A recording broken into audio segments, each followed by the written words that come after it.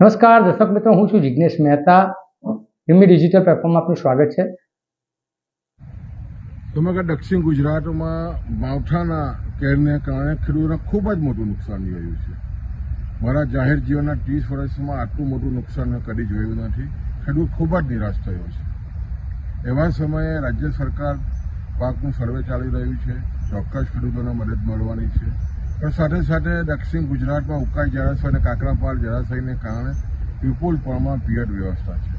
આ વર્ષે કાકરાપાળ જમણા કાંઠા નહેર 90 દિવસ જે સ્ટ્રક્ચરો ખૂબ જ જૂના છે અને કારણે રિપેરિંગ કરવા જઈ રહ્યા છે. ખેડૂતોની આવી સ્થિતિમાં ફર્સ્ટ અમારી પણ માંગણી છે કે આ વર્ષ પૂરતું આ જે રિપેરિંગ છે મોકૂફ રાખવું જોઈએ. અને ખેડૂતોને ખૂબ જ મોટું નુકસાન થયું છે અને ખૂબ જ ખેડૂતો નિરાશ છે.